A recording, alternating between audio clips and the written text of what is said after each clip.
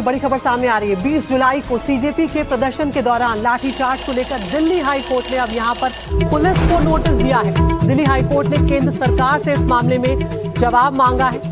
CCTV, body cam footage सुरक्षित रखने के आदेश भी यहां पर दिए गए हैं। एएसजी राजू से दिल्ली हाई कोर्ट का सवाल यहां पर पूछा गया है, इसे पब्लिसिटी याचिका कैसे कहें।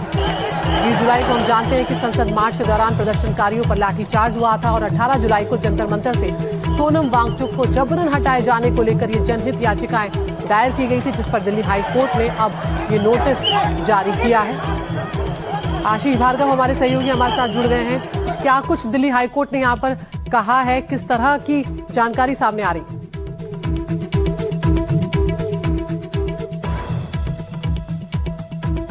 आशीष, आप सुन पा रहे हैं हमें? ये बिल्कुल, देखिए, बहुत बड़ा दखल दिल्ली हाई कोर्ट ने दिया है और आदित्य, साफ तौर पर दिल्ली हाई कोर्ट ने पुलिस की उन तमाम दलीलें जो थी उनको नकार दिया, जिसमें कहा गया था कि ये पब्लिसिटी के लिए दायर याचिका है, लाइफ में आने के लिए याचिकाएं हैं। वहां पर भीड़ गैर कानूनी तरीके से जमा हुई थी, पथराव किया गया, पुलिस वाहनों पर तोड़फोड़ की गई, शांतिपूर्वक ये प्रदर्शन नहीं था। जवाब में पुलिस को ये एक्शन करना पड़ा। उनका ये भी कहना था कि इसमें नोटिस करने की जरूरत नहीं है, इसको खारिज कर दिया जाए। लेकिन साथ में ये भी कहा गया कि जो लोग घायल हुए हैं मजिस्ट्रेट के पास जा सकते हैं एफआईआर दर्ज कराने के लिए। लेकिन दिल्ली हाई कोर्ट में चीफ जस्टिस डी उपाध्याय ने बड़े सवाल उठाए। उन्होंने कहा कि आप कैसे कह सकते हैं कि पब्लिसिटी वाली याचिकाएं हैं। ये कोई अलग थलग यानी आइसोलेटेड मामला नहीं है जिसमें लोग अलग अलग जाएं और एफआईआर दर्ज कराने के लिए मजिस्ट्रेट के पास जाएं। ये एक कंपोजिट घटना है, एक घटना है और ऐसे में वो दखल देना चाहेगा। दिल्ली पुलिस और केंद्र सरकार को नोटिस जारी कर दिया है, 4 हफ्ते में उनको जवाब देना है। 11 सितंबर को अगली सुनवाई इस मुद्दे पर मुकर्रर की है। साथ ही साथ ये भी कहा है कि जो भी सीसीटीवी है, बॉडी कैम फुटेज है, जो भी रिकॉर्ड है इस संबंधी एसओपी के मुताबिक वो संरक्षित रखे जाएंगे, उनको नष्ट नहीं किया जाएगा। ये एक बड़ा दखल यहाँ पर दिल्ली हाई कोर्ट ने दिया है, क्योंकि याचिकाकर्ता कह रहे हैं दिल्ली पुलिस के खिलाफ आरोप है, इसलिए एसआईटी और स्वतंत्र जांच इस मामले की होनी चाहिए। उच्च स्तरीय न्यायिक नियंत्रण भी के सुपरविजन में ये जांच होनी चाहिए। और साथ में उन्होंने ये भी कहा जो भीड़ थी उसपे छात्र थे, महिलाएं थी, सबके साथ बुरा बर्ताव किया गया, पिटाई की गई, लाठियों में कीलें थी, बिजली वाले जो वो लाठियां थी वो इस्तेमाल की गई, झटके करंट के दिए गए, तमाम तरह की बातें यहाँ पर दलीलें दी गई थी और कहा गया था कि दिल्ली पुलिस का ये जो एक्शन था ये पूरी तरह ब्रूटल था और इस तरीके के नहीं होने चाहिए थे। बिल्कुल आशीष, नजर बनाए रखिए, लौटेंगे आपके पास। तो यहाँ पर दिल्ली हाईकोर्ट ने पुलिस को नोटिस दिया है और केंद्र सरकार से भी इस मामले में जवाब मांगा है, चाहे वो लाठियां बरसाने का मामला हो, चाहे वो सोनम वांगचुक को जबरन उठाए जाने का मामला। बहुत बहुत शुक्रिया तमाम जानकारी के लिए।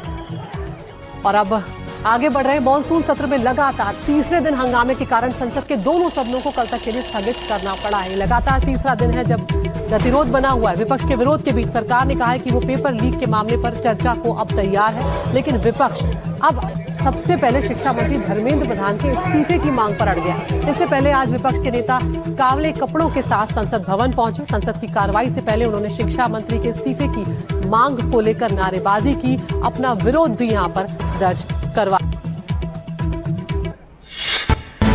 मॉनसून सत्र के तीसरे दिन संसद के बाहर विपक्ष के सांसदों द्वारा काले कपड़ों में विरोध प्रदर्शन, पेपर लीक मामले में शिक्षा मंत्री धर्मेंद्र प्रधान के इस्तीफे और छात्रों पर लाठीचार्ज पर कार्रवाई की मांग। बाहर बना ये माहौल अंदर संसद की कार्रवाई में भी साफ नजर आया। दोनों संसदों की कार्रवाई शुरू होते ही विपक्ष ने ये मुद्दा अंदर भी उठा दिया। सरकार ने कहा कि वो संसद में चर्चा को तैयार, पेपर लीक का चर्चा के लिए पूरी तरह से तैयार है और हमने पहले दिन से कहा है जब चर्चा होती है तो किसी नियम के तहत होना पड़ता है और इसका व्यवस्था बनाना पड़ता है। आप आइए, कब चर्चा करनी है, कितनी देर चर्चा करनी है, सरकार चर्चा को तैयार है। लेकिन विपक्ष पहले शिक्षा मंत्री के इस्तीफे और प्रधानमंत्री के बयान की मांग करता रहा। अध्यक्ष महोदय, हम मजबूरी में गए हैं प्रधानमंत्री के आवास पर।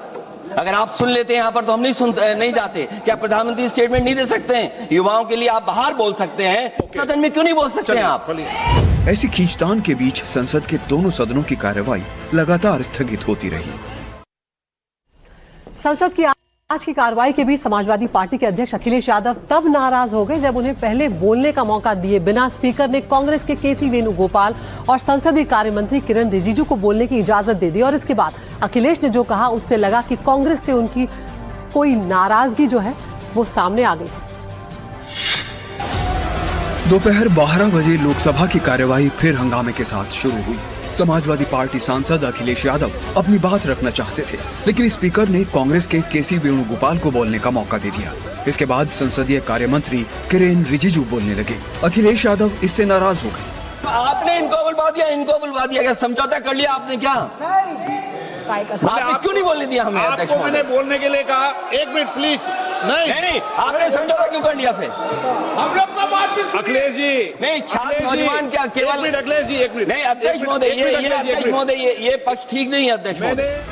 हालांकि बाद में अखिलेश ने लोकसभा स्पीकर से मुलाकात के बाद इस बयान पर सफाई दी। सदन में सरकार के जवाब के बाद विपक्ष क्या बोलता है, इसलिए समाजवादी पार्टी की भी बात है, इसलिए मुझे खड़े होकर के कहना पड़ा कि समाजवादी पार्टी का ये पक्ष है। वैसे सूत्रों के मुताबिक अखिलेश यादव कांग्रेस से नाराज हैं। उनकी शिकायत है कि अन्य विपक्षी दलों को भरोसे में लिए बिना राहुल गांधी कल पीएम आवास के बाहर धरने पर क्यों चले गए। हालांकि बाद में अखिलेश भी उनके समर्थन में पहुंच गए थे। दोनों पार्टियों की रणनीति में अंतर भी दिख रहा है। समाजवादी पार्टी लगातार जंतर मंतर पर सीजेपी के प्रदर्शन को समर्थन दे रही है, जबकि कांग्रेस ने जंतर मंतर से दूरी बना रखी है। तो कांग्रेस के कल प्रधानमंत्री निवास के पास धरने को लेकर पक्ष विपक्ष में अब जमकर बयानबाजी चल रही है। बीजेपी जहां इसकी आलोचना कर रही है, वहीं कांग्रेस का कहना है कि छात्रों के साथ जो सलूक हुआ वो शर्मनाक है। सुनते हैं बीजेपी सांसद कंगना रनौत और कांग्रेस की सांसद प्रियंका गांधी। बहुत बड़ी सिक्योरिटी ब्रीच हुई है और राहुल गांधी ने पूरी कोशिश की कि प्रोटेस्टर्स को जो है वो प्राइम मिनिस्टर के घर की तरफ जो है डायरेक्ट किया जाए।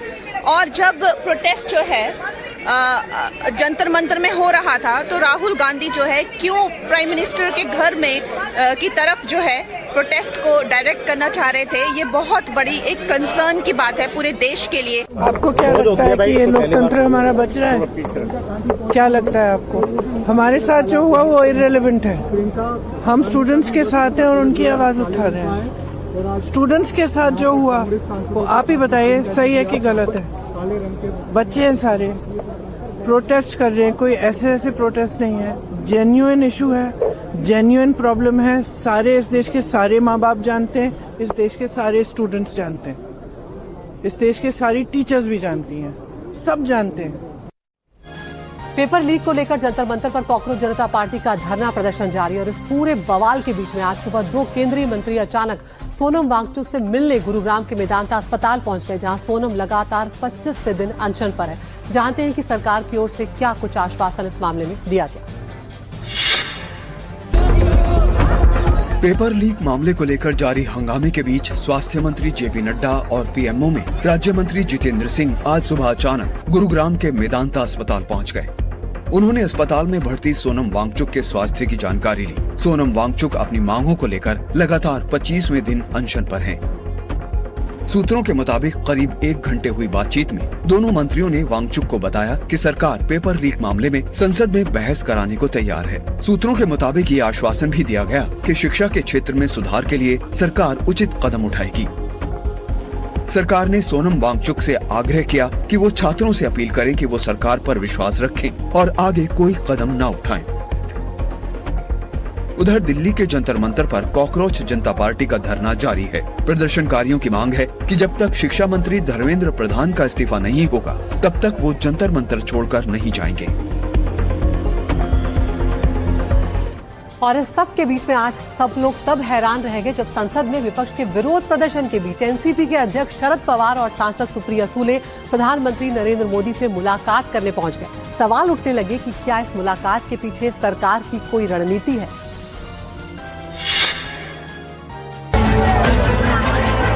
आज सुबह जब संसद के बाहर विपक्ष के सांसद काले कपड़े पहनकर सरकार विरोधी नारे लगा रहे थे तो एक दूसरी तस्वीर ने सबको चौंका दिया। संसद के अंदर एनसीपी एसपी के प्रमुख शरद पवार और उनकी सांसद बेटी सुप्रिया सुले का प्रधानमंत्री मोदी अपने दफ्तर में स्वागत कर रहे थे। इसके बाद उनकी बातचीत काफी सहज और खुश मिजाज माहौल में हुई। बताया जा रहा है कि इस मुलाकात के दौरान शरद पवार ने किसानों और सिंचाई से जुड़े मुद्दों को उठाया। ये मुलाकात ऐसे समय में हुई है जब परिसीमन विधेयक पर सरकार 2/3 सांसदों का समर्थन जुटाने की कोशिश कर रही है। एनसीपी एसपी के 8 सांसद सरकार की इस रणनीति में अहम हो सकते हैं। पार्टी इससे पहले ये संकेत दे चुकी है कि अगर सरकार हर राज्य से संसदीय सीटों में 50% इजाफे का लिखित आश्वासन देती है तो वो परिसीमन विधेयक के समर्थन पर विचार कर सकती है। लेकिन जानकार मुलाकात की टाइमिंग पर सवाल उठा रहे हैं। पेपर लीक मामले में विपक्ष जब सरकार के खिलाफ लामबंद है तो शरद पवार विरोधाभासी संकेत दे रहे हैं। शरद पवार और सुप्रिया सुले कल जंतर मंतर पर कॉकरोच जनता पार्टी के समर्थन के लिए पहुंचे तो इसके बाद सुप्रिया सुले